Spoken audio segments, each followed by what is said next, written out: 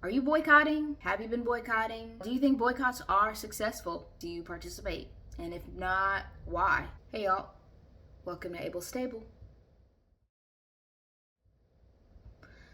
I am on the tail end of finishing Boots Riley's I Love Boosters. That was that was a ride for sure.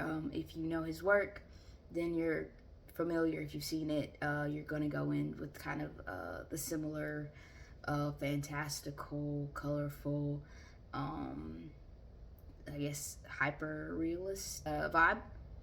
But I really enjoyed it. Always ingenious, always something that sticks out as far as like um, a sci-fi element that is not, like overdone. So I appreciated the film, and of course, there is that element of community effort, community work sewn into the plot, which I definitely appreciated. Which brings me to today's topic, which is solidarity. I was just sitting and I was thinking, can you even imagine what a cross continent labor strike would look like? From the factories, manufacturing, storefront workers. Can you even imagine how much change could happen if across the board people were united like that? That's all it is. Incredible. Like, the concept is incredible. I would love to see that. It makes me hopeful, that people see and understand how powerful we are together to do something. There have been so many boycotts recently. I think of the Target boycotts. I think of the Starbucks boycotts. I think of Disney and Hulu, and even just local boycotts for restaurants and things locally who have supported ICE. The amount of people who showed up or showed out really for the Target boycott, I think they lost billions over several quarters because people withdrew their support. I was boycotting Target several years ago. It's been over 10 years ago. I can't remember exactly the first instance it was, but it was something ridiculous. And then the last thing they were supporting, oh my gosh, what was it? I don't know. But I remember specifically feeling like if I have to boycott your company twice, I'm probably not coming back. The same thing with Amazon. I don't shop at Amazon just because of a lot of the things that have come out about their workers, the mistreatment, the poor like break time, the clocks, the tracking, all of the things that the ridiculous management, hyper management that they were under. Again, I feel like if you can't treat humans well, then why would I, human, give my money to you? I recall this woman on TikTok speaking about how companies' values have shifted and how they are aggressive now in a way where even the idea of you providing them your money, it's hostile. Like, they don't even want to give you a good product anymore. They are it's begrudging. The customer service is poor. It's almost like they are upset about having to ask you for your money. And that's exactly how companies have been acting for the last, as long as I've been an adult. I didn't think I would have to be struggling to find products that were going to be lasting, that didn't have the planned obsolescence built in. So, these companies, I think that they definitely need a reality check. And the only people who can give them the reality check are the people who are spending the money or making the products for them to make the money. Those are the only two things that are driving all of these companies. I wonder what it would take. Because I know some people didn't even boycott Target. Some people are like, oh, I never left. And it's like, why? And if you're one of those people, it's a curious thing for me. I want to know Why? Is it like an awareness thing? You weren't sure, or you just felt like people were doing too much, you didn't want to disinvest, or you felt like it was just too much of an inconvenience, like the Target is up the street, it has all my favorite products.